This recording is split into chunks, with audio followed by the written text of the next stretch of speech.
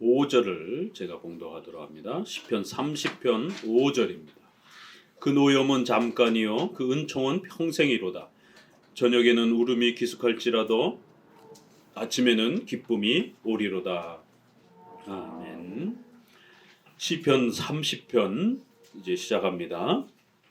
시편 30편은 5절에 소개되어지는 것처럼 성도들의 삶 속에 슬플 때와 또 기쁠 때가 동시에 그렇게 우리에게 주어지는 또 이러한 내용을 소개하면서 하나님께서 성도들에게 때로는 고난과 아픔과 어려움의 시간을 주시기도 하시지만 또 하나님께서는 속히 회복시키셔서 성도들이 또 위로와 소망을 가질 수 있도록 기쁨과 또 즐거움의 시간들을 또 가질 수 있도록 또 회복해 가신다라는 이런 슬픔과 또 기쁨의 이 시간들을 함께 허락하시는 하나님의 또 특별하신 계획과 뜻을 소개하면서 하나님의 도우심을 간구하는 또 그러한 기도의 내용으로 소개가 됩니다.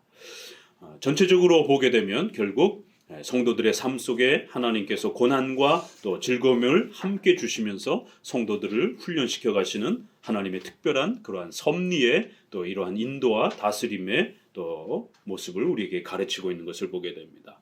오늘은 이 30편을 통해서 하나님의 섭리의 또 이러한 깊은 통치와 다스림의 모습들을 배워가도록 합니다. 시편에는 상당히 많은 분량의 또 이러한 내용들이 구원의 이러한 그 내용들과 소개가 되면서 더불어서 성도들의 구원의 이러한 내용들 중에 성화와 관련된 하나님의 섭리적인 다스림과 통치를 굉장히 많이 소개하고 있는 것을 보게 됩니다. 그래서 하나님께서 성도들의 삶을 어떻게 다스려 가시는지, 성도들은 예수님을 믿고 난 이후에 예수님을 믿는 것도 중요하지만 또 믿고 난 이후에 성화라고 하는 더욱 거룩하게 성장해 가기 위해서 교회의 삶과 또 성도들의 생활 속에서 교회 안에서는 또 예배로 하나님께 함께 모이고 또 성도들의 삶 속에서는 십계명을 통하여 어떻게 성화되어져 가는가, 어떻게 하나님의 통치와 인도를 받으면서 살아가는가, 이러한 성도들의 거룩한 성장의 삶의 이러한 모습들을 우리에게 또 가르쳐내는 많은 분량들이 있습니다. 앞부분에서 우리가 한번 하나님의 섭리에 대한 또 이러한 기본 원칙에 대해서 한번 살펴보았고요. 이제는 30편을 통해서 그 섭리의 좀 더 두 번째 내용에 해당이 되는 구체적인 그 통치의 다스림의 모습들을 소개해 보고자 합니다. 그리고 또 이제 차후로 앞으로 많이 남았기 때문에 뒷부분을 가서는 좀 더 세부적인 그러한 또 섭리의 하나님의 다스림의 방식들을 이렇게 차분히 좀 나눠서 이렇게 살펴가 보도록 합니다. 자, 우리가 앞부분에서 섭리의 이러한 중요한 하나님의 통치 방식과 관련해서 배우셨던 걸 다시 한번 기억해 봅시다. 오늘날 하나님께서는 성도들을 어떻게 다스리는가? 다른 표현으로 하면 우리 성도들은 하나님의 기도 응답을, 하나님의 도우심을 어떻게 응답받는가? 가장 큰 중요한 질문 두 가지가 있죠. 하나는 예수님을 어떻게 영접하는가? 눈에 보이지 않는 예수님을 어떻게 만날 수 있는가? 어떻게 영접하는가? 이것이 인류에게 가장 큰 질문이라면 두 번째 질문은 성도들에게 주로 해당이 되는 그 보이지 않는 삼일체 되신 하나님, 영이신 하나님과 우리가 어떻게 동행하고 어떻게 하나님 앞에 기도의 응답을 받으면서 하나님의 도움을 받으면서 살아가는가. 문제는 눈에 보이지 않는 하나님과 동행하는 문제이기 때문에 그렇다라는 거예요. 눈에 보인다라면 가서 좀 여쭤보기라도 하고 의논을 해보기라도 할 텐데, 문제는 삼일체 되신 하나님은 영이시기 때문에 우리 눈에 보이지 않는단 말이에요. 그리고 또 예수님의 인성은 이렇게 멀리 가시고 재림 때까지는 절대로 이 땅에 그렇게 우리 눈으로 볼 수 없다라고 그렇게 고백 속에서 성경에서 가르치기 때문에 예수님의 인성을 만지면서 예수님, 제가 이런 고민이 있습니다, 이렇게 물어볼 수 없단 말이에요. 한동안 기독교 서점에 예수님이라면 어떻게 하실까? 이런 책이 굉장히 이렇게 또 유행도 하고 그랬어요. 이 성도들이 예수님께 물어보고 싶은 거예요. 제 가정 속에, 제 삶 속에 이런 어려움과 고민이 있는데 예수님, 이럴 때는 어떻게 해야 되나요? 참 그 답답한 마음에 그런 제목의 책으로 이렇게 표현된 거예요. 그러나 그 책 제목은 상당히 우리 정통 장로교회의 그런 입장과 좀 멀리 있습니다. 약간 신비주의적인 그러한 입장에서 직접 예수님에게 뭔가를 묻는 이런 식의 예수님이라면 어떻게 할까? 예수님이라면 이 일을 어떻게 할까? 그거를 왜 그렇게 묻습니까? 성경을 읽으면 되는데. 그러니까 벌써 그 질문에는 뭔가 성경에서는 속 시원하게 답이 되어지지 않으니까 예수님이라면 어떻게 하실까? 나름대로 우리가 예수님 관점에서 한번 생각해 보자. 예수님의 어떤 마음으로 한번 생각해 보자. 예수님의 어떤 생각 속에서 한번 이렇게 뭔가를 판단해 보자. 그리고 더 나아가서는 예수님이 뭔가 우리에게 지시하는 것을 우리가 듣고 한번 이렇게 결정해 보자. 이러한 어떤 나름대로의 시도예요. 그러나 이것은 우리 전통적인 장로교에서 가르쳤던 하나님의 기도 응답을 받고 인도함을 받는 그런 방식은 아닌 것이. 또 조지 밀러라고 하는 유명한 사람이 뭐 5만 번의 기도 응답을 받았다라고 이렇게 하면서 자랑을 하고 그거를 또 본받으려고 이렇게 애를 쓰지만 조지 밀러라고 하는 이분 자체가 장로교적인 그러한 신앙의 체계를 가지고 있는 분은 아니란 말이에요. 대부분 복음주의적이고 경건주의적이고 신비주의적인 이러한 경향을 가진 분이기 때문에 이렇게 하나님의 음성을 이렇게 듣고 어떤 사인을 확인하고 이런 부분들의 어떤 오늘날 신비주의의 어떤 이러한 경향성들이 또 많이 이렇게 또 들어있는 것을 보게 됩니다. 그러면 장로교인들은 어떻게 응답을 받는가? 종교개혁자들은 하나님의 인도하심과 도우심을 어떻게 확인하고 분별하면서 판단했는가? 예수님처럼 생각을 하면서 판단해 봐야지. 아니요. 성경을 읽고 성경이 가르치는 그 예수님의 뜻을 잘 깨닫고 판단하는 것이지 우리 마음속에서 마음을 비우고 예수님이라면 어떻게 했었을까 고민을 해보고 예수님이라면 이렇게 하셨을 거야 이렇게 판단하는 게 아니라는 것이. 이건 심리적인 접근입니다. 또 신비주의적인 어떤 음성을 듣고 이렇게 판단하는 신비주의적 접근도 안 되는 것이에요. 그러니까 이런 부분들을 체계적으로 교회 안에서 가르쳐주지 않다 보니까 성도들이 신비주의로 빠지는 겁니다. 저도 20대 때에 멀쩡히 장로교에서 신앙생활을 잘 하면서도 결국 대학에 가서 이상한 선교단체에 이렇게 빠지면서 하나님 음성을 듣는 법을 가르쳐 주겠다라고. 하나님의 음성이 들립니까? 성경에 보니 사무엘아 사무엘아 이렇게 부르는 소리도 있고 또 사울아 사울아 이렇게 부르는 소리도 있고 정말 그런 소리가 들립니까? 하나님이 제 이름을 부르면서 이렇게 하나님의 음성이 들립니까? 그랬더니 어떤 분이 그런 일이 벌어집니다. 어떻게 해요? 제가 가르쳐 드릴게요. 이러면서 호기심 반 궁금해서 쫓아갔더니만 자 이제부터 마음을 비우고 당신의 생각을 전부 다 비우고 어떤 생각도 하지 마시고 이제 온전히 묵상하시면서 집중하십시오. 그런 마음이 비워지면 이제 어느 순간에 당신의 마음속에 뭔가 떠오를 것입니다. 뭐가 떠오릅니까? 아무것도 안 떠오르는데요. 떠오르는 게 있을 것입니다. 조금 더 집중해 보십시오. 이러면서 하나님 음성을 그렇게 훈련시킨다 그러면서 하나님 음성 듣는 법을 가르치는 그 20대의 신비주의의 이런 경험들을 지금 되돌아보면 참 어처구니 없는 것이죠.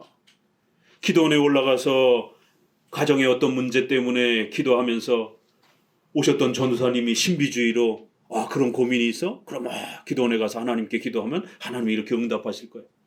어떤 사람은 음성으로 들었다고 그러고 기도하다가 환상 중에 하나님이 도와주실 것이다라고 이렇게 들었다라고 그러고 그 어린 마음에 집안의 문제를 해결하기 위해서 또 나름대로 기도원에 가서 금식을 하면서 하나님 도와달라고 응답해달라고 아무리 기도해도 다른 사람들처럼 어떤 음성도 안 들리고 어떤 환상도 안 보이고 이러니 하나님 앞에 나는 버림받았는가? 하나님은 나를 안 도와주시는가? 이러면서 실망하고 좌절하면서 돌아오는.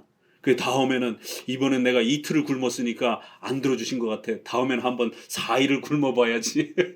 이러면서 이제 또 금식을 더 넓혀가고 어떤 사람은 일주일을 금식을 했다고 하니까 나도 한번 도전을 해볼까?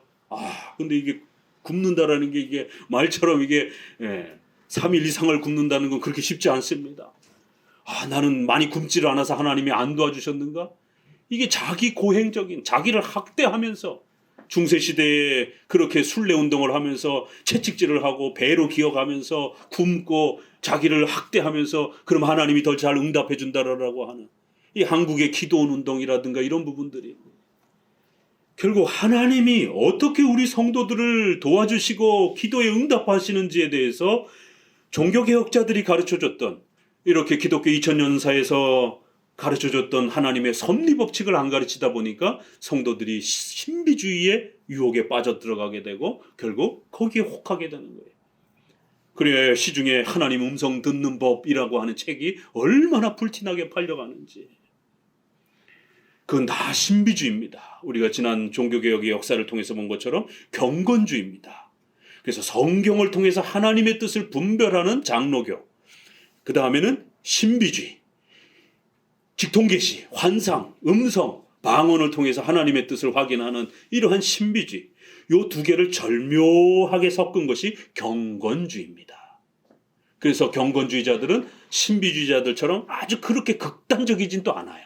성경도 열심히 읽어요. 그러면서 오늘 나에게 하나님이 어떻게 응답하시는가, 오늘 나에게 주시는 말씀, 이래갖고는 책을 딱 펴고, 성경책을 펴고, 오늘 미워하지 말고 싸우지 말고, 오늘 내가 아마 싸울 일이 있나 보다, 오늘 조심해야지, 이랬는데 하루 종일 살다 보면 사람이 어떻게 다투는 일이 없습니까? 맞아 들어가는 거죠. 10개, 100개 중에 하나가 맞으면 맞아, 하나님이 오늘 나에게 바로 아침에 그 말씀을 주셨지. 싸우지 말아야 돼, 싸우지 말아야 돼. 그리고는 이제 성도들하고 앉아서 하나님이 나에게 이런 응답을 주셨습니다, 이 간증을 하는 거예요. 그럼 다른 분들은 와, 이렇게 하시는 것이에요. 이건 전부 잘못된 겁니다.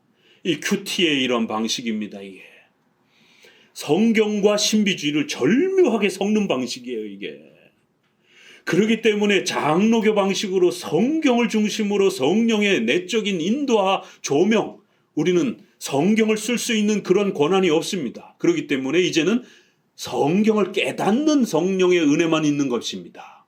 그래서 성경을 가지고 읽을 때에 성령 하나님께서 우리의 마음을 인도하시면서 성경을 깨닫게 하시면서 하나님의 뜻을 분별하게 해주시는 이 장로교의 섭리 방식을 모르다 보니까 성경을 안 사용하면 조금 찜찜한 거예요. 그러니까 성경을 사용하면서 신비주의 방식을 절묘하게 이용을 해가지고 마치 참새가 나와가지고 여러 퍼즐 중에 이제 딱 하나 참새가 뽑으면, 그 글자를 뽑으면 이제 점을 해석해 주는 것처럼 성경의 여러 장 중에 하나를 딱 뽑아가지고 그걸 마치 오늘 나에게 준 하나님의 특별한 어떤 그러한 계시의 말씀인 것처럼,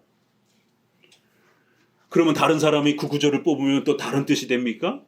이렇게 객관성을 잃어버리고 자기 마음대로 성경을 주관적으로 사용하는 이러한 주관적 신비주의적 방식이 결국 하나님의 응답을 받는 방식으로 한국교회의 도배가 되어버렸습니다. 그래서 저도 그 20대 시절에 그렇게 성경을 아침마다 펴놓고 오늘은 하나님이 어떤 구절은 재물로 너희를 하나님이 풍족하게 해주실 것이다. 또 복음서에 보게 되면은 세금을 내라 그러니까 물고기를 잡고 거기에 돈이 있을 것이다. 하나님이 오늘 나에게 돈을 주시는가? 그러면 낚시를 하러 갈 겁니까? 낚시를 할 수는 없으니까 아마 하나님이 오늘 나에게 돈을 주실 거야. 이 신비주의가 안 맞아 들어가면 사람들이 거기에 안 빠집니다. 그런데 사탄도 영적 존재이기 때문에 사람들을 망가뜨리고 성도들을 유혹하기 위해서 일정한 그러한 하나님이 허락하신 범위 내에 또 능력을 발휘합니다. 그래서 이러한 귀신과 사탄의 또 이러한 또 거짓됨에 의해서 또 이러한 일정한 부분들이 맞는 거예요. 그러니까 사람들이 그런 미신에 한번 빠지게 되면 못 빠져나오는 겁니다. 세상 사람들도 미신적인 행위를 하지만 기독교인들도 성경을 모르면 미신에 빠집니다. 종교적 미신에 빠집니다. 중세시대가 바로 맹종, 맹신과 미신에 빠져있는 그러한 형태의 신앙이었던 것이. 그래서 종교개혁자들이 오직 성경을 외쳤던 거예요. 성경에 집중하라라고. 자, 오늘 재정을 하나님이 나에게 주실 것인가? 그래서 하루 종일 하나님 오늘 저에게 재정을 주실 건가요? 재정이 필요합니다. 어떤 일까지 경험을 했느냐면, 그리고는 학교에서 20대 점심을 먹으러 이렇게 막 가는데 계단에 10,000원짜리가 꼬깃꼬깃 접혀가지고 계단에 이렇게 구석에 딱 있는 거예요. 그런 경험들을 하게 됩니다. 그게 앞에 지나간 사람의 눈에도 안 띄는데 제 눈에 딱 띈 겁니다. 그래서 그 10,000원을 들고 아침에 읽었던 묵상을 하나님이 오늘 물질로 나를 축복해 주신다라고 했더니만 야 진짜 이런 놀라운 일이 벌어지는구나. 그래서 또 이제 친구들하고 이런 내가 기적적인 경험을 했었더니 와 박수를 치면서. 근데 문제는 그런 일이 안 일어나는 사람은 거기에서 엄청난 좌절감을 느낀단 말이에요. 다른 사람은 환상도 듣고 어떤 사람은 음성도 듣고 어떤 사람은 돈도 그렇게 주석대는데 왜 나는 아무 일도 안 일어나지? 이런 사람들은 이제 상대적인 박탈감과 하나님이 자기를 돕지 않는다라고 하는, 하나님은 나의 기도에 응답하지 않는다라고 하는 엄청난 좌절감 속에, 실패감 속에 1등 신자와 2등 신자와 같은 그런 구별들이 생깁니다. 매번 그런 일이 일어나면 얼마나 좋겠어요. 그런데 매번 그런 일이 안 일어나요. 어쩌다가 맞는 거예요. 그러면 점집에 가서 1000번을 들락날락 하는데 그 중에 한 번만 맞아도 용하다. 사람들이 그러는 거예요. 그런 것처럼 인간은 종교적 존재이기 때문에 수많은 그런 구절들이 자기 인생 경험에 이렇게 어쩌다가 맞으면 그게 마치 하나님의 어떤 특별한 어떤 사인인 것처럼 이렇게 살아갑니다. 그런데 문제는 간단한 거면은 괜찮아요. 그런데 결혼, 사업, 학교, 무슨 직장, 이런 자기 인생이 걸린 이런 엄청난 중요한 일들을 결정하는데 그런 식으로 결정을 하게 되면 큰일 납니다. 상식적이지도 않고 합리적이지도 않고 자기 형편도 살피지도 않고 앞으로의 미래도 살펴보지도 않고 그냥 점 찍듯이 그냥 아무거나 쿡 찍는 것이. 그랬다가 결혼이 실패로 돌아가고 이혼하고 사업이 잘못 종목을 선택했다가 이렇게 이제 뒤안길로 사양에 떨어지는 인기가 없는 그러한 종목을 선택했다가 결국에는 망하기도 하고 이런 수많은 또 투자 행위라든가 이런 부분들을 그런 식으로 주식하는 사람들이 신문 쫙 갖다 놓고 하나님 오늘 가르쳐 주시옵소서 하고는 아무데나 팍 찍고는 이 종목을 하나님이 투자하시구나 하라고 그러는구나.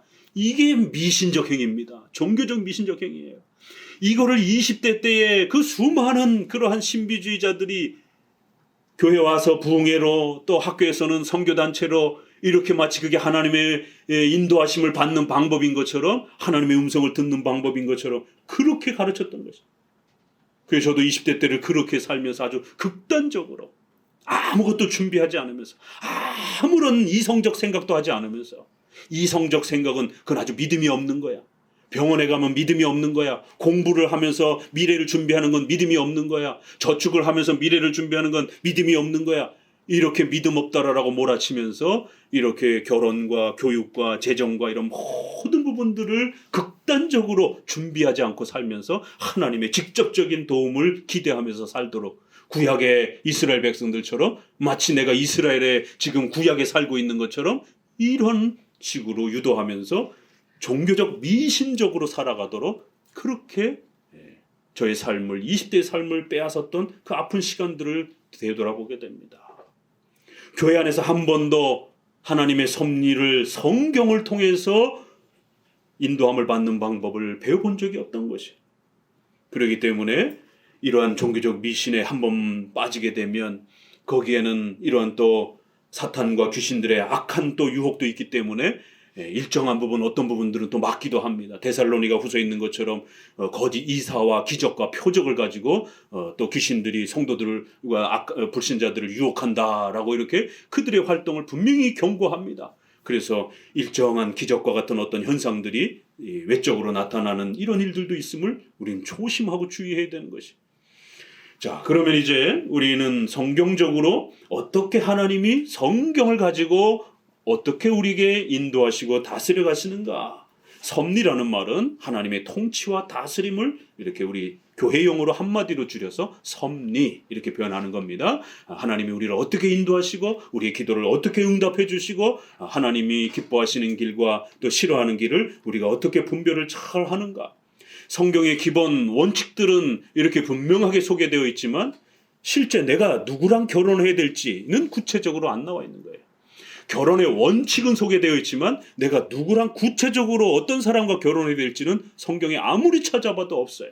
바로 요 사이를 신비주의자들이 타고 들어오는 거예요. 만약에 성경에 내가 누구랑까지 결혼해라라고는 하는 내용까지 있더라면 안 빠지겠죠. 그러나 만약에 그렇게까지 기록했다라면 우리는 성경을 한번 읽기도 힘들 겁니다. 전 세계 크리스찬들이 얼마나 많은데, 또 앞으로 태어나야 될 크리스찬들이 얼마나 많은데, 그 사람들의 전생애의 모든 하나님의 뜻을 문자로 기록하는 방식으로 남겨두셨다라면 그 찾지도 못할 겁니다. 저도 못 찾아요. 컴퓨터가 없는 이상. 무슨 검색을 찾아야 신원균 결혼 언제 하는가 언제 죽는가 이걸 검색을 해야 되는데 컴퓨터가 없던 시절에는 어느 페이지에 있는지도 못 찾습니다. 그래서 하나님은 원칙만 주신 거예요. 그리고 세부적인 내용들은 성령의 인도하심을 따라서 깨닫고, 또 교회를 주셔서 교회 안에 당회와 교회법을 주셔서 양심의 자유원리라고 하는 또 교회적 질서 아래서 목회자의 도움과 교회의 이러한 또 교회의 당회, 이러한 교회법적 질서를 통해서 또 하나님이 그 시대마다 필요한 부분들은 도와주는 겁니다. 오늘날 이러한 그 유전학에 대한 문제라든가 또 이러한 여러 가지 이 생명윤리와 관련된 문제들 성경에 하나도 없어요. 자동차, 에어컨, 무슨 이런 환경 기후 문제와 관련된 거 성경에 하나도 없습니다. 성경은 다 농사짓던 시절이기 때문에. 오늘날 문명의 이 시대의 관점으로 보게 되면 우리의 문화와 생활에 필요한 부분들은 성경에 문자적으로 하나도 없어요. 그러니까 요 틈을 파고들어서 신비주의자들이 성경은 그냥 교훈적으로만 생각하고 정작 우리가 하나님의 인도를 받는 거는 음성을 들어야 돼. 이렇게 이제 신비주의자들이 그 틈을 파고드는 거예요. 그러나 성경은 모든 시대에 주신 하나님의 기쁘신 뜻이요 하나님이 원하시고 기뻐하시는 걸 가르쳐주는 절대적인 진리인 겁니다. 다만 하나님이 그걸 우리에게 주실 때에 원칙적인 형태로 주신 거예요. 세부적인 부분들을 하나하나 낱낱이 기록하는 방식으로 그렇게 주시지 아니하고 원칙적인 원리를 담아주셔서 모든 시대를 지배할 수 있도록. 왜요? 인간은 1000년 전이나 3000년 전의 인간이나 지금의 인간이나 앞으로 5000년 뒤의 인간이나 인간은 똑같습니다. 인간이 죄에 대한 욕망, 또 그 죄를 짓는 방식, 또 죄를 용서받는 방식, 거룩해져가는 방식, 인간에게 필요한 것들, 인간의 본질이 안 바뀐다라는 거예요. 그렇기 때문에 성경은 예전이나 오늘날이나 미래나 동일하게 하나님의 기쁘신 뜻을 우리에게 가르쳐 주는 겁니다. 다만 우리 성도들이 그 세부적인 부분들에 있어서 양심의 자유 선택이라고 하는 원리, 또 교회를 통하여 교회법의 도움을 통하여 이제 이러한 또 선택을 하는 이러한 부분들만 그때 잘 배워가면 되는 겁니다. 그래서 오늘날 신학자들이 모여서 또 교회의 당회가 모여서 이 생명윤리와 관련된 이런 복제 문제라든가 또 오늘날 이런 대리문 문제라든가 뭐 가히 상상이라 할 수 있었겠습니까? 정자 기증, 난자 기증. 옛날에 이런 걸 어떻게 생각할 수 있었습니까? 근데 현대 의학이 발전이 되다 보니까 이걸 어떻게 해야 되는지, 우리 나이 들어가는 청년들이 이런 정자를 이렇게 난자를 냉동 보관을 해야 됩니까? 상상할 수 없는 질문들을 목회자에게 합니다. 예전에는 주식이 처음 나왔을 때는 주식이 죄입니까? 주식해도 됩니까? 더 거슬러 올라가서는 우리 연세 드신 어른들 이제 50년대로 더 이제 넘어가서는 6.25 때 더 넘어가서는 목사님 은행에 돈 넣어놔도 됩니까? 그 죄 아닙니까? 이자 받으면 죄라라고 했는데 성경에 돈은 여기 허리띠에다가 둘러매고 저기 안방 이런 데다가 장롱에다가 이렇게 들어놓는 것이지 은행 이거 왜 남한테다 돈을 맡기지? 이게 은행의 개념이 없는 시절이 있었습니다. 주식과 보험에 대한 개념이 없던 시절에 아니 미래를 하나님께 맡겨야지 왜 애들 교육보험, 생명보험 이런 보험을 듭니까? 보험을 들면 죄라고 하던 시절이 있었습니다.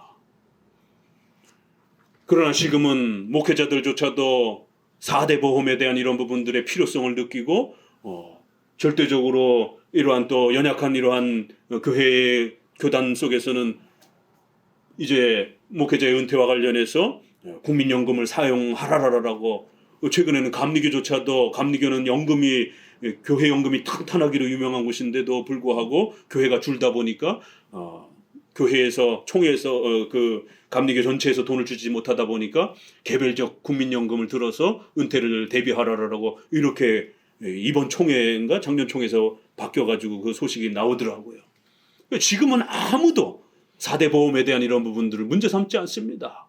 그러나 몇십 년 전만 거슬러 올라가도 1, 20년만 지나가도 4대 보험과 이런 부분을 사용하는 것을 신자들이 사용하는 것을 죄라라고 이렇게 교회에서 설교하던 때가 있었습니다. 제가 20대만 해도.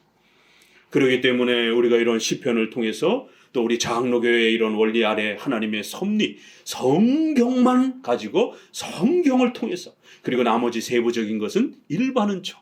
일반 은총에는 여러분의 양심의 자유 선택이 있는 것이고 양심적으로 상식적으로 선택하면 되는 거예요. 그리고 좀 더 중요한 부분 교회와 관련된 신앙과 관련된 것들은 교회법 아래에서 목사님들이 신학자들이 모여서 우리 시대의 이 문제는 성경적으로 성도들이 이렇게 했으면 좋겠다라고 권면하는 그러한 기준들이 있습니다.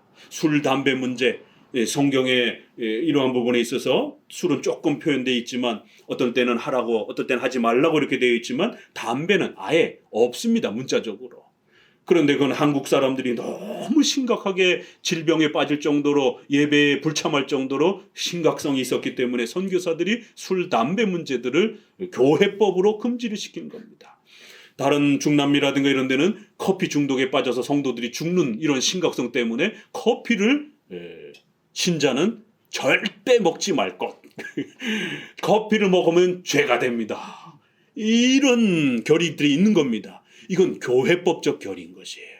그 시대와 그 지역의 특별한 문화와 특성을 바라보면서 유독 약한 그런 어떤 문화적 수단들이 있다라면 목회자와 신학자들이 이건 성도들이 좀 사용하면 안 되겠다. 이건 신앙에 상당히 방해가 된다라고 판단이 되면 성경 그 어디에도 문자적으로 없어요. 그거는 교회법으로 결정을 하는 겁니다. 교회법으로 중단하고 해제시켜버리면 다시 해도 돼요. 술, 담배 문제를 교회법으로 허락해주면 다시 해도 됩니다. 그런데 문제는 한국교회 150년 역사상 아직 해제가 안 돼 있습니다. 그렇기 때문에 술, 담배 문제는 여전히 우리 크리스천들에게 특별히 우리 장로교인들에게는 보수적으로 이렇게 좀 접근을 하셔야 되는 겁니다. 자, 이렇게 성경의 기본 원칙 그 다음에 좀 더 세부적인 그러한 부분에 있어서는 성경을 벗어나지 않는 범위 내에서 여러분 개인과 관련된 것, 김치찌개를 먹을지 된장찌개를 먹을지 오늘 파카를 입고 올지 아니면 뭐 양털모를 입고 요즘에 양털 그런 어떤 잠바를 입고 올지 그건 여러분의 양심의 자유 속에 상식적으로 선택하시면 되고 좀 더 신앙과 교회적 질서와 관련된 거는 교회법의 양심의 자유 선택 속에서 그렇게 선택하며 조율하면서 하나님의 뜻을 분별하는 것입니다. 그러면 충분합니다. 앞서 소개했던 내용 중에 보존, 협력, 통치 꼭 기억하셔야 됩니다. 이런 하나님의 섭리는 성경과 일반 은총이라고 하는 이 두 가지를 사용해서 일어나는데 이것을 보존, 협력, 통치라 이렇게 다시 한번 표현하기도 해요. 자, 큰 틀에서는 성경과 양심의 자유 원칙이라고 하는 이 일반 은총입니다. 이게 그래서 특별 계신 성경, 일반 계신 바로 여러분의 양심의 자유 또 그 다음에 우리의 문화적인 그러한 상식 그 다음에 또 자연 질서 이러한 일반 계시, 일반 은총이라고 하는 이 두 가지를 조화하면서 하나님의 뜻을 우리는 분별하는 겁니다.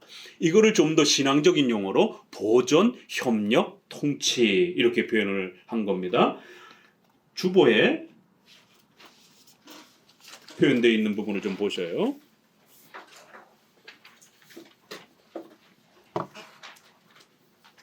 웨스트민스터 5장 섭리 2항을 같이 한번 읽어봅니다. 시작. 제1원인이신 하나님의 일수와 작정대로 아무런 변함없고 틀림없이 발생하지만 우연한 섭리에 의해 하나님께서는 만물의 제2원인들의 성질을 따라서 필연적으로 자유롭게 우연적으로 일어나도록 정리하셨다. 그래서 웨스트민스터는 3장의 하나님의 영원한 작정이란 하나님의 신적 결정, 계획을 말하는 겁니다.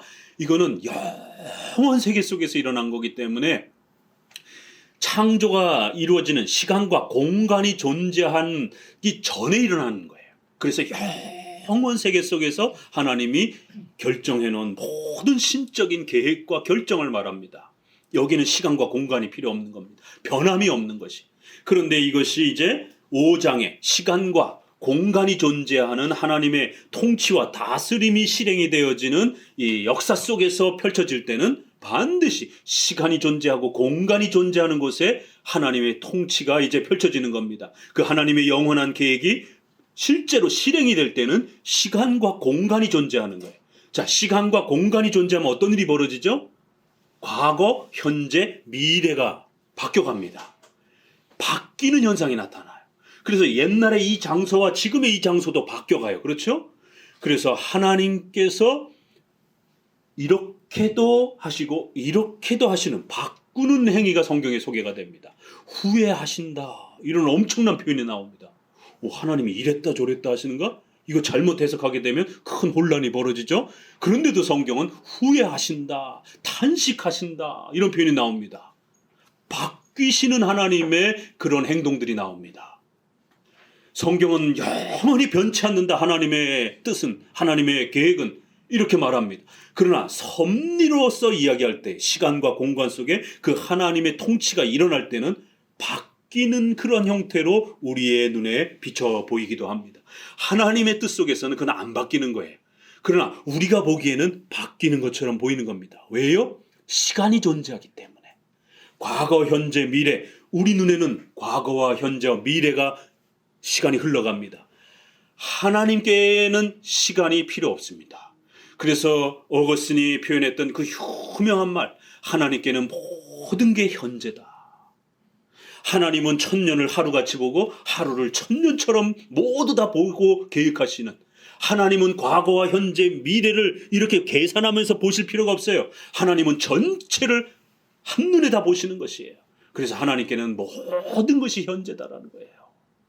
이런 엄청난 표현도 합니다. 그런 것처럼 우리 눈에 우리의 삶 속에 시간이 흘러가는 거예요. 그렇기 때문에 변하는 그 내용을 이야기하십니다. 또 하나님은 우리를, 인간을 짐승과 돌처럼 다루시지 않습니다. 우리는 하나님의 형상, 인격을 가진 존재예요. 인격이란 자원하는 마음, 스스로 선택하는 행위가 있는 겁니다.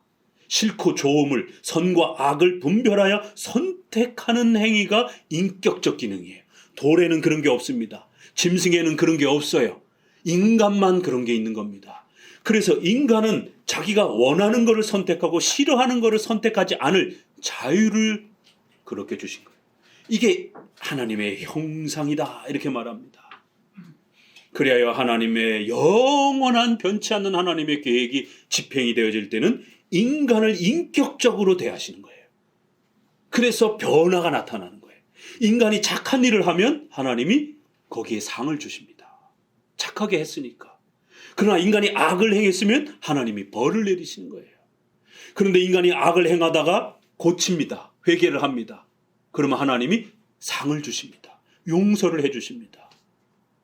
그러니까 우리 인간의 눈에는 바뀐 것처럼 보이는 거예요. 그래서 성경에는 하나님이 회개하면 용서해 주시겠다라고 말하는 겁니다. 하나님의 영원한 계획 속에는 이 사람이 죽을지, 악인으로 죽을지, 회개하고 선한 사람으로 죽을지 다 하나님의 계획 속에 있는 거예요. 그러나 우리 눈에는 모르는 거예요. 그걸 하나님은 우리 눈에 모르게 그렇게 집행하시는 거예요. 만약에 우리가 그걸 안다 그러게 되면 그때부터는 기계가 됩니다. 짐승처럼, 본능처럼 억지로 살게 되는 이런 형태가 되는 거예요. 우리가 언제 죽을지를 안다라면 최선을 다해서 살겠습니까? 강제로 살게 되고 억지로 살게 되고 어쩔 수 없이 살게 되고 포기하며 살게 되고 이런 일들이 벌어지는 것이에요. 그렇기 때문에 하나님은 우리 눈에 우리가 언제 죽을지, 어떤 일이 벌어질지, 어떤 결과를 맞이할지, 하나님의 그 신적인 작정과 하나님의 계획이 우리 인생을 통하여 어떻게 펼쳐져 갈지 모르도록 가려 놓으신 것이. 그래서 일이 나쁜 쪽으로 진행될지 좋은 쪽으로 진행될지 가려 놓으신 것이. 우리가 좋은 일을 선택하면 좋은 일이 벌어지고 우리가 나쁜 일을 선택하면 나쁜 일이 결과가 주어지도록 그렇게 우리를 인격적으로 대하시는 것이 참 신비로운 겁니다. 여기에 그래야 하나님은 시간이 존재하기 때문에 변하는 것처럼 우리에게 느껴지는 겁니다. 또 우리를 인격으로 대하시기 때문에 우리 눈에 보기에 하나님이 변하시는 것처럼 보이는 겁니다. 그러나 하나님의 영원한 계획과 결정은 안 변하는 겁니다. 그러나 하나님의 섭리라고 하는 시간 속에서 인간이라고 하는 인격적 존재를 다스릴 때는 변화가 나타나는 거예요. 이 차이를 잘 이해하셔야 됩니다. 그래서 하나님은 인간을 다스릴 때 짐승처럼 돌처럼 다루지 아니하고 하나님의 형상과 인격으로 다루시는 것이, 그리하여 필연적으로 자유롭게 우연적으로 일이 일어나도록 하나님의 그 거대한 신적인 변함없는 계획이 인간을 사용할 때는 필연적으로 자연의 법칙, 목사님도 옥상에서 떨어지면 죽습니다. 자연의 법칙을 어기면, 필연적인 자연의 법칙을 어기면 죽습니다. 목사님이 함부로 40일 금식을 하게 되면 죽습니다. 의학적으로 일주일 이상을 넘기게 되면 생명이 위독하다라고 말합니다. 현대의학이. 그렇기 때문에 함부로 일주일을 넘는 금식을 하면 안 되는 겁니다. 모세가 40일을 했는데, 예수님도 40일을 했는데 우리도 40일 하면 안 됩니까? 죽습니다. 절대로 상식의 선을 넘어서는 안 되는 것이, 그건 하나님이 특별한 목적 속에 수많은 구약의 신약의 사람들이 등장하지만 유일하게 모세와 엘리야, 예수님 딱 세 분만 금식하셨고, 수많은 선지자, 수많은 사도들 아무도 행하지 않았습니다. 그렇기 때문에 함부로 따라해서는 안 되는 것입니다. 상식적인 범위 내에서 20일, 40일을 굶으면 죽는 것입니다. 자연의 법칙, 필연적인 자연의 법칙도 하나님이 창조하신 것입니다. 그래서 우리 성도들은 열심히 밥을 먹고 운동하고 이렇게 상식적으로 살아가셔야 되는 거예요. 젊었을 때는 아이들을 너무 금식이라든가 경건 훈련 시킨다 그러면서 아이들에게 지나치게 기도를 막 5시간 시킨다든가 이러면 안 되는 겁니다. 아이들은 뛰어놀아야 되고, 아이들은 여러 경험들을 해야 되고, 이런 것처럼 또 노년에 이제 60이 넘어가시게 되면 조심하셔야 됩니다. 옛날처럼 막 이렇게 지나치게 기도도 너무 많이 이렇게 해도 안 되고, 또 너무 많이 이렇게 또 이런 어떤 경건 생활을 너무 지나치게 이렇게 하시고 그러면 안 되는 겁니다. 한만교회 갔더니 목사님이 기도를 많이 하지 말래. 이 희한한 설교네. 야베스의 기도를 해서 하루 10시간씩 20시간 기도를 해야 응답해 주신다 그래갖고 야베스의 기도가 또 한국에 엄청나게 베스트셀러가 됐어요. 하루에 10시간씩 기도. 그래서 이게 또 한국에 유행한 적이 있습니다. 목사님도 하루 10시간씩 기도 못합니다. 그런데 직장 다니고 아이들 키워야 되고 가정을 돌봐야 되고 이런 분들이 어떻게 10시간씩 기도를 합니까? 그럼 기도만 합니까? 성경은 언제 읽고, 예배는 언제 드리고, 기저귀는 언제 빨고, 이러니까 극단적인 삶이 되는 거예요. 그렇기 때문에 적어도 노년에 이르게 되면 신체와 기능과 이런 부분들이 현격하게 떨어지면서 면역력이 떨어지고 그러기 때문에 건강관리도 잘 하셔야 되고, 경건의 이러한 부분에 예전 젊었을 때처럼 그렇게 또 마음만 앞선다라고 해가지고 산속에 가서 3시간 4시간씩 막 이렇게 기도하다가는 감기가 걸리고 또 잘못하면 건강을 잃을 수 있는, 일찍 돌아가실 수 있는 이런 위험이 찾아오는 거예요. 이건 상식적으로 판단하셔야 되는 겁니다. 협력, 이것은 인간의 양심을 하나님이 사용하시는 겁니다. 인간의 마음, 인격을 사용하셔서 하나님의 말씀을 사랑하도록 하시는 것이, 이렇게 하나님의 말씀과 양심을 사랑하도록 그렇게 하셔서 상식적으로 하나님의 말씀을 인격적으로 좋아하면서 분별하면서 그렇게 살아가도록 만드는 겁니다. 그래야 한편에는 하나님이 인간의 마음을 사용하는 겁니다. 상식적으로 여러분의 삶을 판단하고 성경을 또 사랑하는 이러한 협력 관계를 통하여, 그리고 마지막 통치는 기적적인 방식으로, 오늘날도 하나님이 비록 성경의 사도적 기적은 중단되었을지라도 일반적인 통치적 기적은 얼마든지 또 하나님이 직접적으로, 우리가 너무 고집을 피우면서 하나님이 원치 않는 다른 길로 가려고 하게 되면 하나님이 다리 몽둥이를 부러뜨려서라도 갑자기 질병이 나서 못하게 만드는 거예요. 그럼 멈춰설 수밖에 없는 겁니다. 갑자기 재정의 어떤 곤핍함과 어려움을 겪습니다. 그러면 사업을 하고 싶어도 못하는 거예요. 그렇게 강제로 하나님이 어떤 일을 스톱시킬 때가 있어요. 강제로 또 일이 잘 되게 만들어서 어떤 일을 또 하게 하시는 이러한 하나님의 통치. 이거를 신앙 고백에서는 필연적으로. 두 번째는 협력과 관련해서는 자유롭게 우리 양심의 자유를 사용하셔서 우리가 자원하는 마음으로 자유롭게 그렇게 행동하도록, 여러분이 자유롭게 자원하는 마음으로 한마음교회에 오신 것처럼 그렇게 여러분이 상식 아래에서 또 하나님의 말씀을 사랑하면서 자원하는 마음으로 선택하여 그렇게 하나님의 뜻을 분별하도록 그렇게 인도하신다라는 거예요.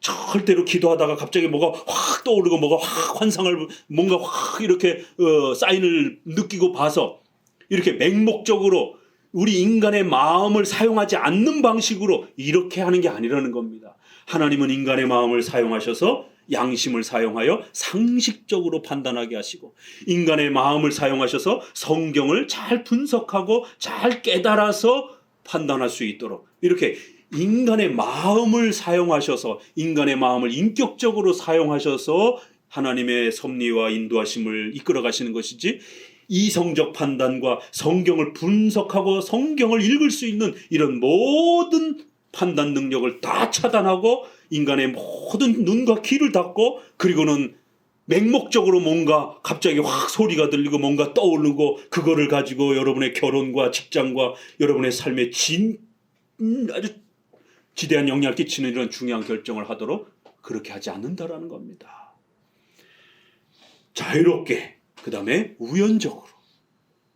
여러분이 살다 보면 우연적으로 어떤 일들이 발생이 되잖아요.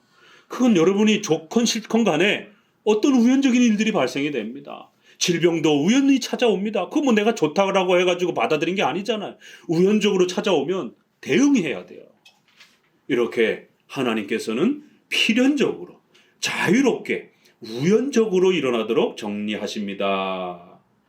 자, 이 부분들을 꼭 기억하시면서 이 기본 원칙들을 잘 정리하신 거를 먼저 소개해 드립니다. 사무엘상 28장 6절에는 이런 표현이 있어요.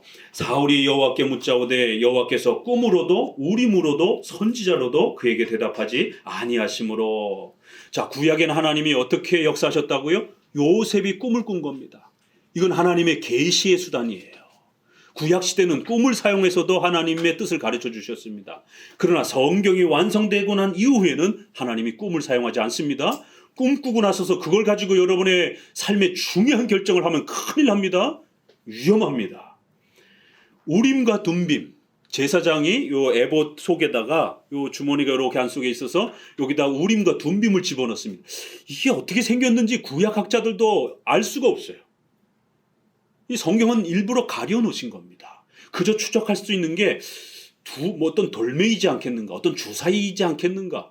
그나마 많이 흰 돌멩이와 검은 돌멩이 정도 이렇게 추론을 합니다.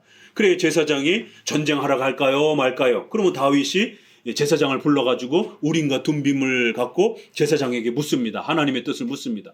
그러니까 선지자는 직통계시를 통해서 이렇게 알려주기도 하는데 때로는 우림과 둠빔으로. 그래서 제사장이 가만히 계셔보세요. 하나님이 어떻게 응답하시는가. 주머니에 손을 넣고 하나님 우리가 전쟁을 하러 가야 됩니까? 말아야 됩니까? 그리고는 기도하고 난 다음에 하나를 딱 꺼냅니다. 그런데 하얀색 돌이에요. 그러면 전쟁을 하러 가는 겁니다. 까만색 돌이 나왔어요. 그러면 전쟁하러 안 가는 겁니다. 오늘날 이렇게 응답하지 않습니다. 이렇게 사용하면 큰일 납니다. 분명히 성경에 있지만 예수님이 오신 다음에 성경이 완성된 다음에는 이런 우림과 둠밈을 사용하지 않습니다. 자, 그다음 너의 선지자로도 말씀하지 않습니다. 선지자들은 주로 성경을 기록하고 성경을 남기고 이렇게 하나님의 말씀을 가르쳐주고, 이렇게 구약에는 이처럼 직접 환상을 통해서도 꿈을 통해서도 또 우림과 둠빔의 제사장의 이러한 역할을 통해서도 또 선지자가 성경을 기록해서 성경을 분석하면서도 다양한 방식으로 사용되었던 거예요. 출애굽기 28장 30절에 너는 우림과 둠빔을 판결 흉패 안에 넣어 아론으로 여호와 앞에 들어갈 때에 그 가슴 위에 있게 하고. 이 우림과 둠빔. 사도행전 22장 25절에는 가죽줄로 바울을 매니 바울이 곁에 섰는 백부장더러 이르되 너희가 로마 사람 된 자를 죄로 죄도 정치 아니하고 채찍질할 수 있느냐 하니 백부장이 듣고 가서 천부장에게 전하여 가로되 어찌하느뇨 이는 로마 사람이라 하니. 이 사도행전에는 바울이 로마 시민권을 사용하는 것을 보게 됩니다. 하나님의 기적적인 방법으로 이렇게 막 감옥에서도 막 뛰쳐나오고 막 어마어마한 천사들이 나타나서 막 도와주고 뭐 이런 기적이 여전히 사도들 시대에 있었습니다. 그런데도 매번 그런 방법으로 하나님이 인도한 게 아닙니다. 때로는 일반 은총, 상식적인 도구들로. 바울은 로마 시민이었기 때문에 위험에 처하자 나는 로마 시민이다. 근데 재판도 안 하고 이렇게 나를 감옥에다 가둘 거냐? 이러니까 천부장이 깜짝 놀래가지고 나는 돈을 들여서 이걸 샀는데 너는 어떻게 로마 시민이냐? 나는 날 때부터 로마 시민이다. 그러니까 깜짝 놀래서 제발 이 일 없었던 걸로 합시다. 이렇게. 그러니까 바울이 때로는 상식적인 범위 내에서 국가의 이런 여러 수단과 방식들을 수단으로 사용할 수 있는 겁니다. 이렇게 성경에는 신약 구약에 보게 되면 성경을 가지고 또 일반 은총 아래에서 상식적인 수단과 도구들을 가지고 또 거기에는 또 여러 가지 기적적인 구약과 신약에 임시적으로 사용되었던 이런 부분들이 소개되는 것을 보게 됩니다.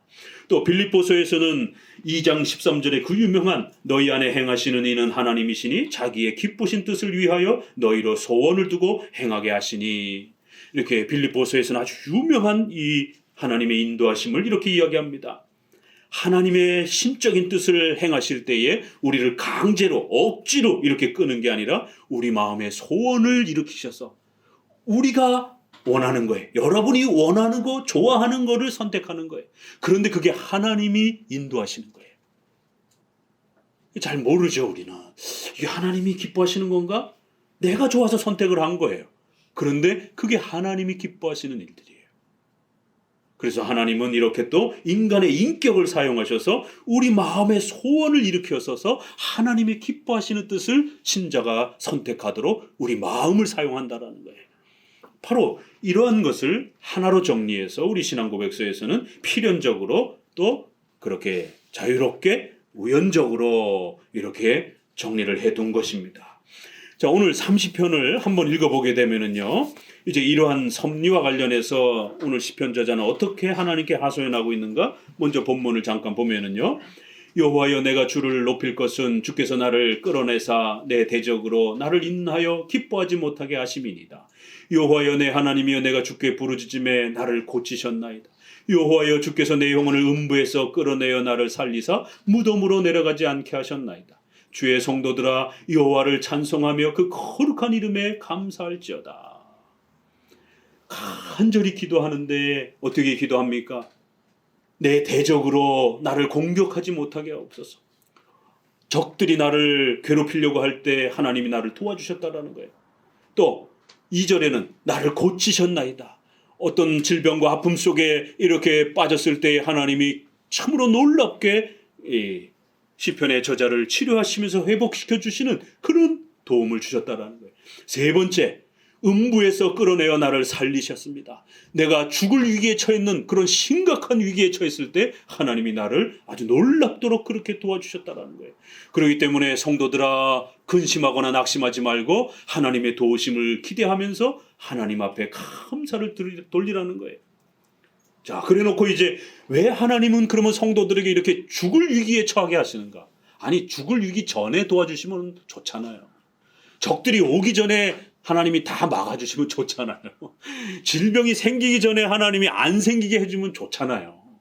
그런데 왜 하나님은 이렇게 성도가 질병에 처하도록 적 앞에 그렇게 적들이 생기도록 또 때로는 성도가 죽음의 이런 고통을 겪을 그런 엄청난 위협 앞에 놓여지도록 왜 하나님은 이렇게 성도들에게 슬픔과 아픔의 시간을 두시느냐라는 거예요. 그러면서 이제 5절부터 하나님이 이런 어려움을 어떻게 사용하였는지를 시편 저자는 이렇게 소개하는 겁니다. 그 노여움은 잠깐이요 그 은총은 평생이로다. 저녁에는 울음이 기숙할지라도 아침에는 기쁨이 오리다. 하나님께서 성도를 어떻게 다스려 간다고요? 좋은 일만 주지 않는다라는 겁니다.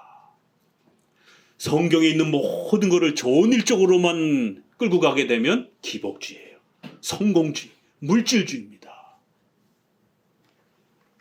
하나님은 때때로 성도들에게 노하시기도 하시고 책망하시기도 하시고 성도들이 눈물이 뚝뚝뚝뚝 떨어질도록 그렇게 고통과 아픔의 시간에 두신다라는 거예요. 그리하여 노염과 울음의 슬픔의 시간이 있다라는 거예요. 그러나 걱정하지 말으라는 겁니다. 하나님이 노여워하실 때는 잠깐뿐이라는 거예요. 그러나 하나님이 회복시켜 주시며 그들을 성도들을 또 도와주실 때는 평생 도와주시는 은혜가 있다라는 거예요. 징계와 채찍은 잠깐이지만 회복과 은혜의 시간은 오랜 시간 동안 하나님이 또 그렇게 성도들을 기쁨으로 회복시켜 줄 거라는 겁니다. 6절 같이 읽어봅니다. 6절 내가 형통할 때에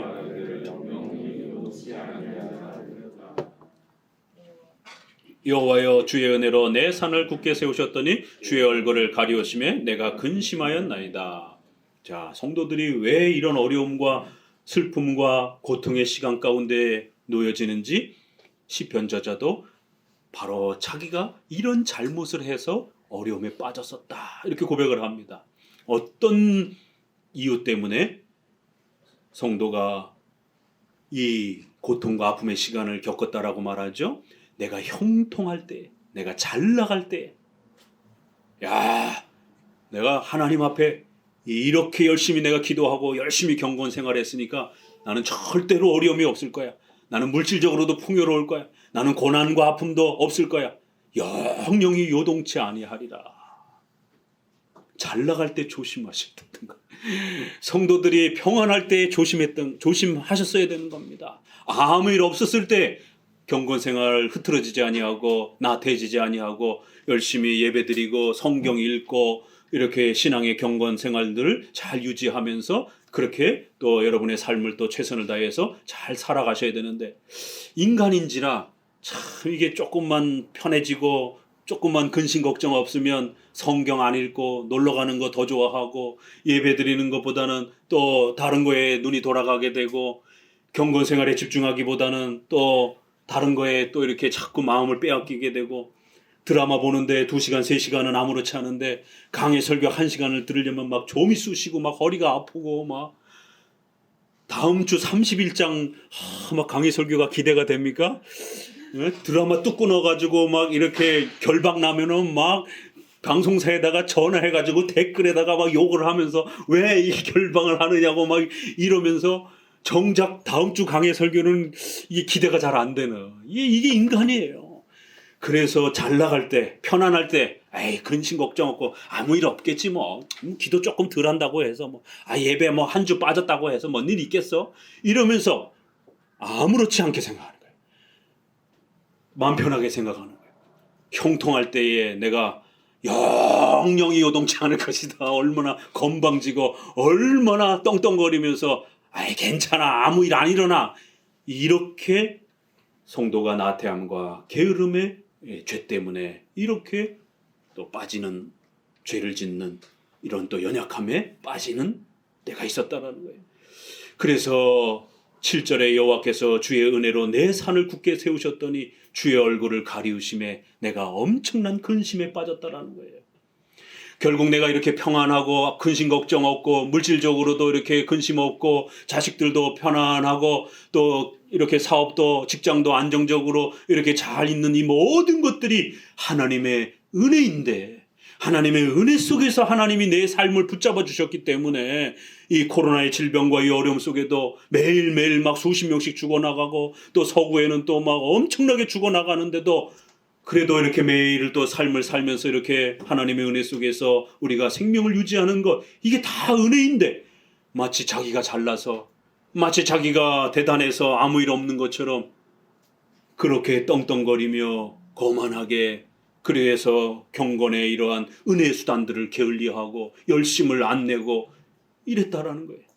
그래서 하나님이 그 중에 하나만 딱 가리웠더니만 하나님이 그 중에 하나만 딱 뺏어갔더니만 금방 근심이 가득 차서 재정 하나만 하나님이 살짝 우리에게서 가져가셔도 어마어마한 근심이 우리 안에 찾아오잖아요.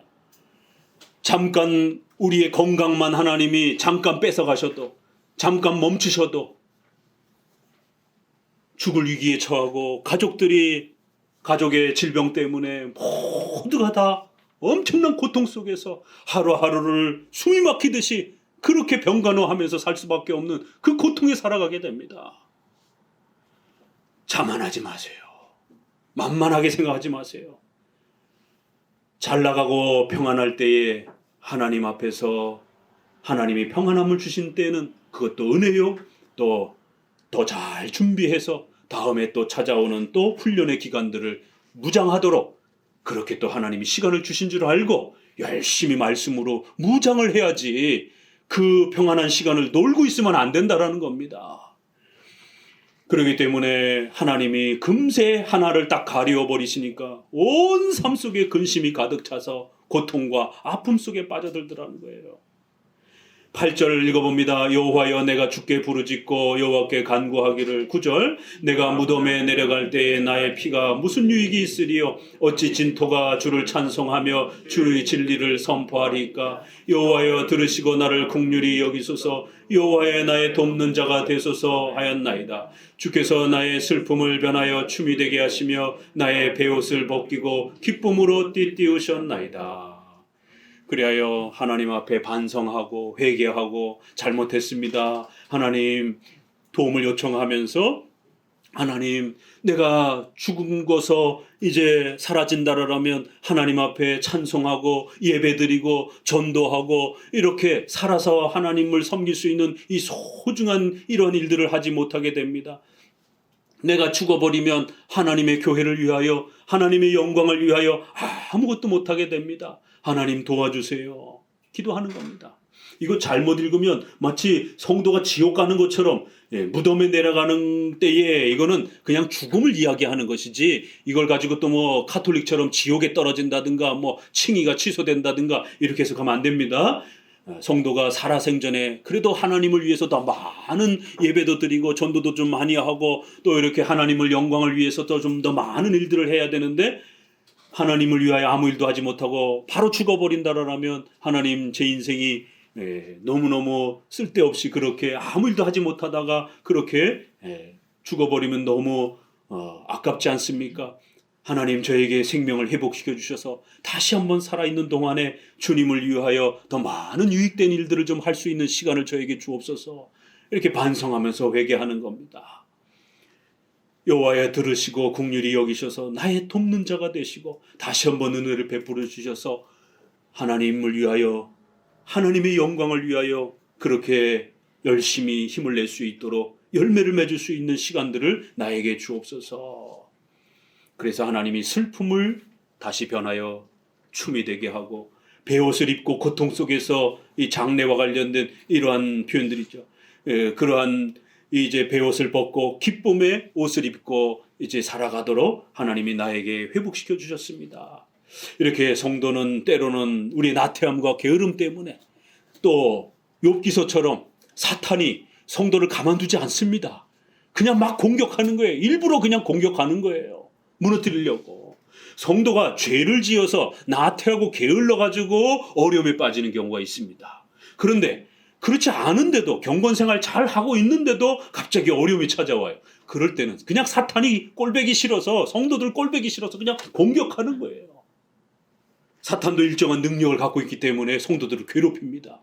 베드로서에는 우는 사자라라고까지 이렇게 집어삼킬 자를 이렇게 두루두루 찾는다라고까지 이렇게 사탄의 활동을 표현하기도 합니다. 그럴 때는 견뎌야 되는 겁니다. 그래야 에베소서에는 전신 갑주를 입고 버티라라라고 이렇게 말씀을 하잖아요. 그러니까 이러한 경우도 있고 또 하나님의 특별한 계획 속에서 성도들이 어려움을 겪기도 합니다.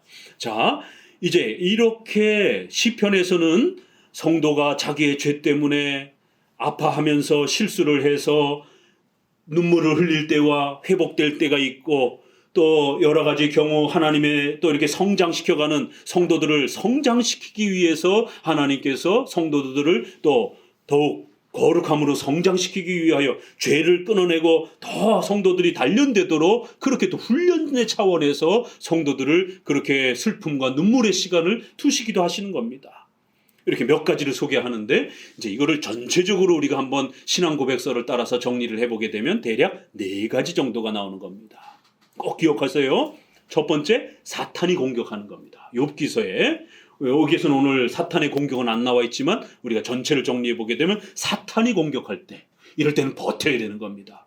이럴 때는 뭐 회개하고 이러는 게 아니에요. 그냥 버티는 거예요. 더 열심히 성경 읽고 더 열심히 기도하고 더 열심히 예배 드리면서 버티는 거예요. 그러면 곧 지나갑니다. 두 번째, 여러분이 죄를 범해서 나태하고 게을러가지고 그럴 때 은혜의 수단, 예배, 말씀, 기도 이런 거 게을리할 때에 어려움이 찾아옵니다. 여러분이 어떤 고난과 어려움이 찾아왔잖아요. 그러면 혹시라도 내가 경건 생활을 게을리해서 그런 건가? 빨리 돌아보셔야 됩니다. 자신의 죄 때문에 찾아오기도 합니다. 이럴 땐 회개하고 반성하시면 곧 회복이 됩니다. 세 번째, 성화의 목적이 있어요. 이거는 좀 더 죄 때문이라고 하기보다는 우리 성도들을 훈련시키는 그런 차원에서 하나님이 우리에게 고난과 어려움을 줍니다.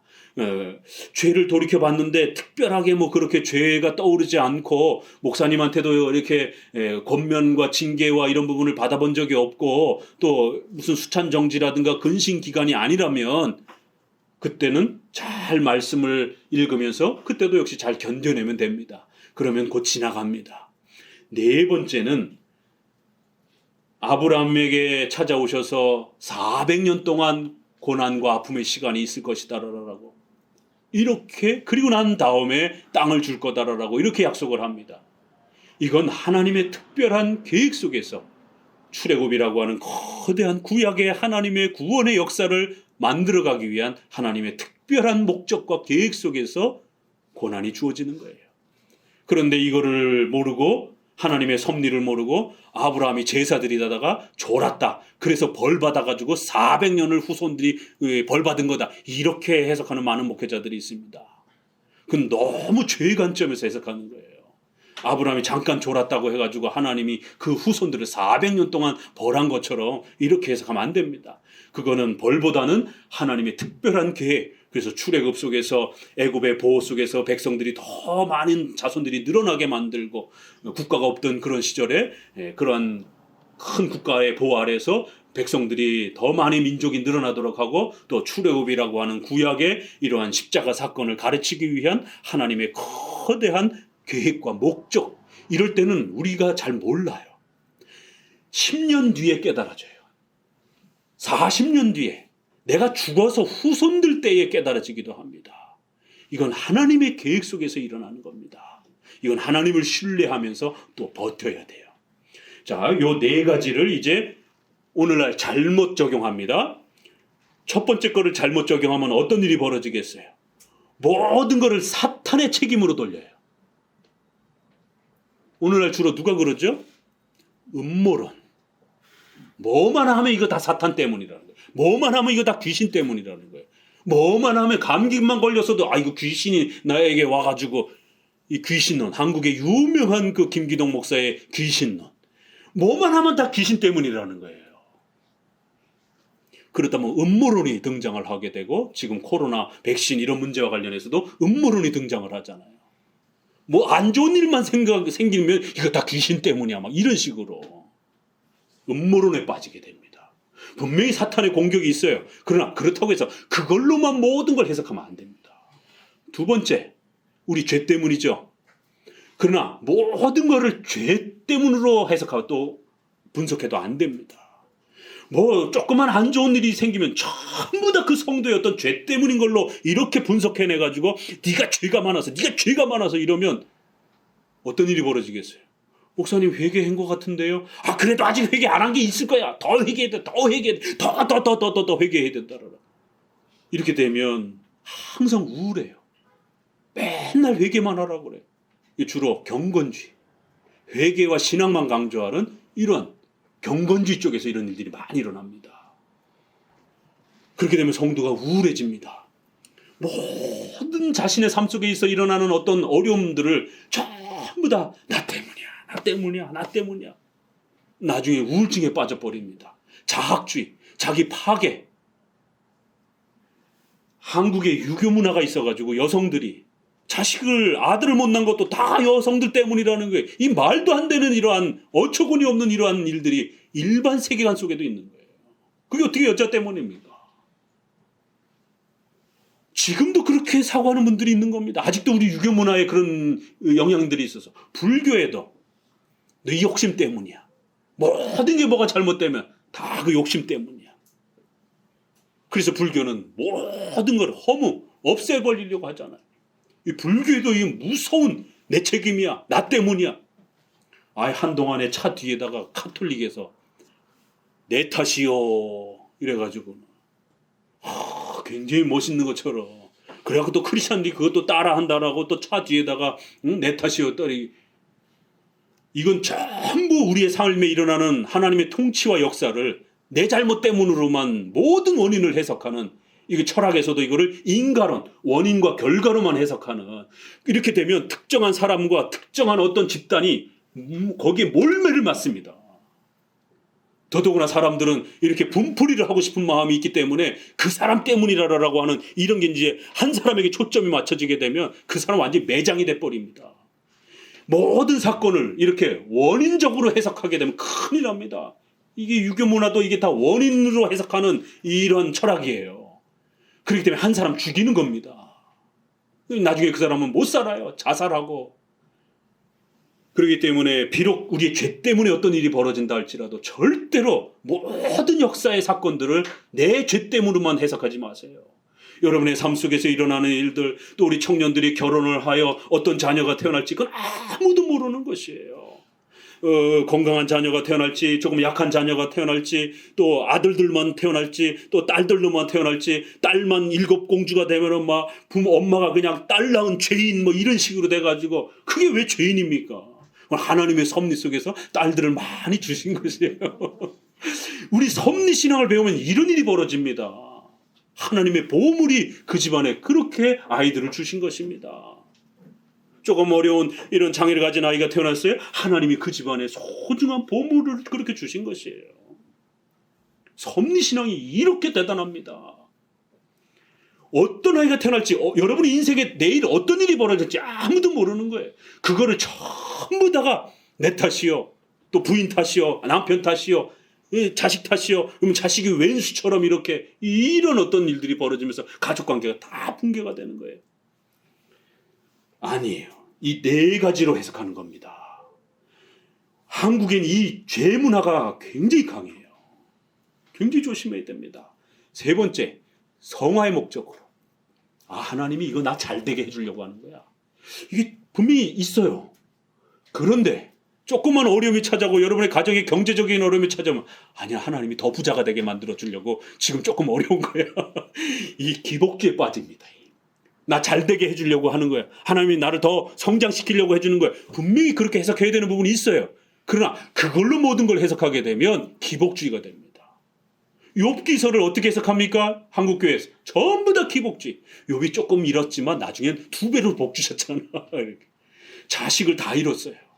그런 슬픔은 우리 인생에 단 한 번도 경험 안 하는 게 좋아요. 나중에 자식이 20명으로 더 늘어났다 할지라도 10명이 잃어버린 자식은 평생의 부모의 마음에 박히는 겁니다. 그걸 어떻게 2배로 축복받았다라고 그것만 봅니까? 욥기서는 바로 이 4가지를 다 가르치는 겁니다. 그래야 맨 마지막에 하나님이 죽이실 수도 있고 살리실 수도 있고 질병을 주실 수도 있고 안 주실 수도 있고 너희 가족의 자녀를 주실 수도 있고 안 줄 수도 있고 이 모든 걸 하나님이 이렇게 통치를 하실 때에 그래도 하나님께 복종하고 하나님을 사랑하겠느냐?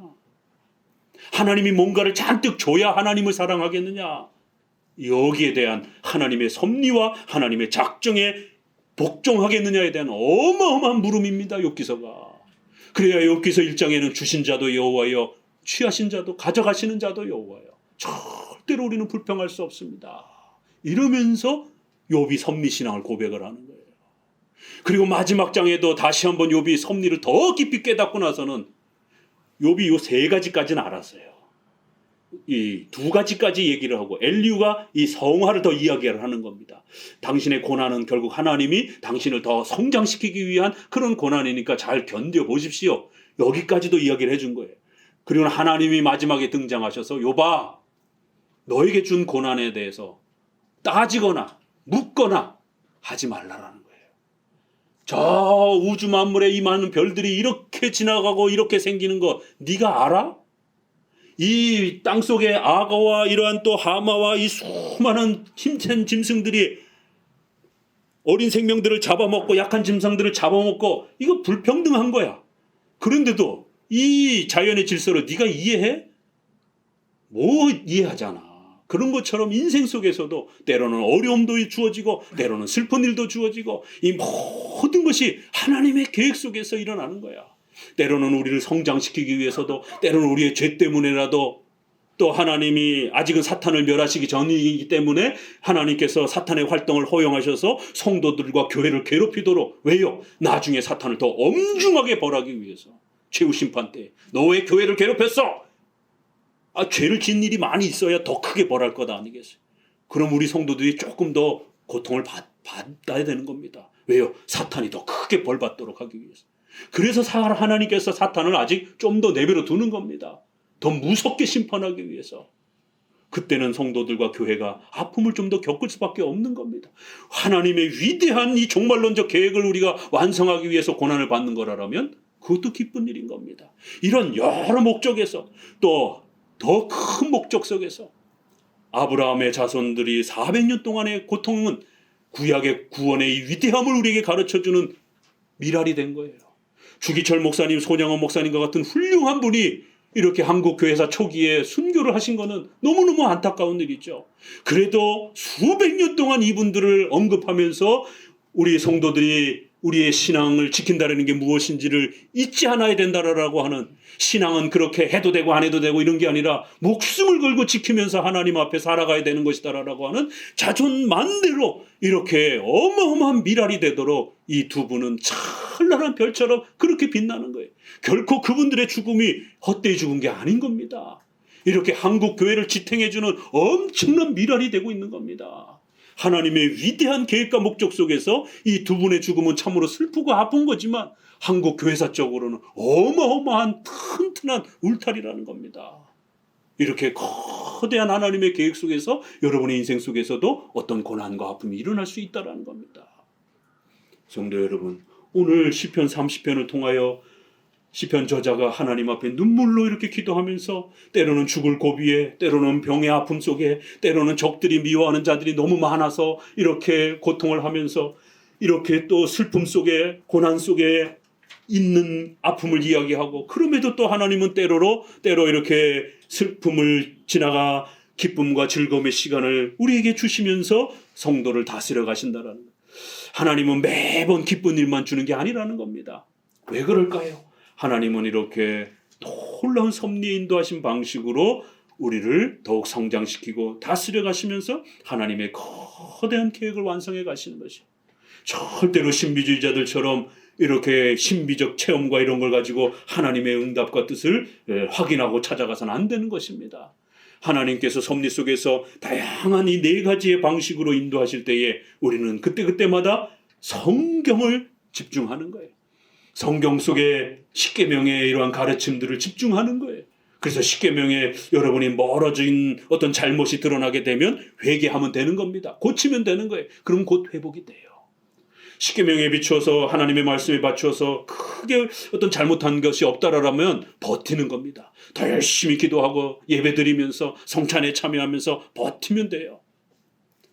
그리고 또 상식적으로 열심히 또 노동하고 열심히 학교 다니고 열심히 상식적으로 합리적으로 이렇게 저축하면서 미래를 준비하고 그러면 여러분의 삶 속에 크게 무리가 되지 않아요.